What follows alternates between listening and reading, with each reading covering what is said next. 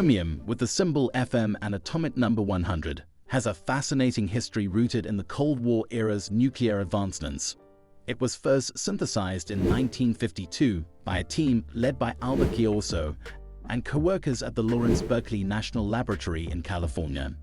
Before we dive into today's exploration of the mind, do us a favor, hit that like button and smash the subscribe button below. Ready to expand your mind? Let's dive in. The discovery of fermium followed the successful detonation of the first hydrogen bomb, codenamed Mike, in November 1952. The team isolated fermium through nuclear bombardment of uranium with neutrons, resulting in the creation of small quantities of this rare element. Properties. Stability of fermium-257.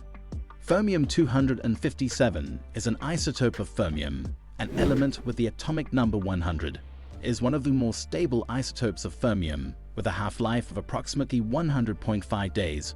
This means that if you were to start with a sample of fermium-257, after 100.5 days, half of that sample would have decayed into other isotopes. Decay into californium-253 via alpha decay. Fermium-257 can decay into californium-253 through a process known as alpha decay. In alpha decay, an atomic nucleus emits an alpha particle, which consists of 2 protons and 2 neutrons, essentially a helium nucleus. Spontaneous fission. In addition to alpha decay, fermium-257 can also undergo spontaneous fission. Spontaneous fission is a process where a heavy nucleus splits into 2 or more smaller nuclei without any external stimulus. Uses. Nuclear studies.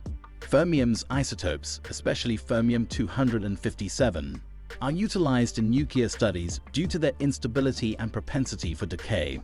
Scientists study their decay pathways, such as alpha decay or spontaneous fission, which contribute to our knowledge of nuclear reactions and stability. Element synthesis. Fermium's creation in nuclear reactors or particle accelerators provides insights into the synthesis of heavy elements and the conditions required for their formation.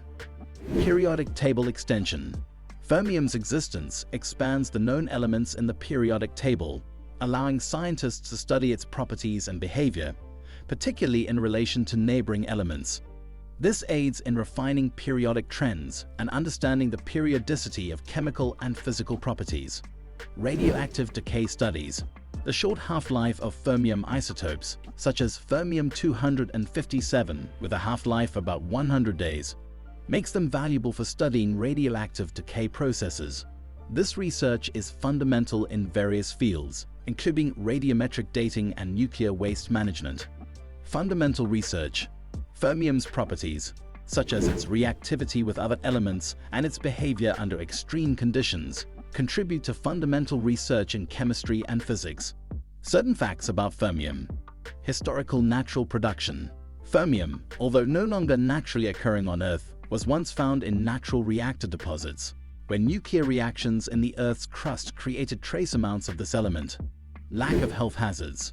Because fermium is not naturally present on Earth and exists only in small quantities produced artificially, there are no known health hazards associated with it in its pure form. Modern production methods. Today, fermium is produced in minute quantities by bombarding plutonium with neutrons inside a nuclear reactor. Thanks for exploring with us today.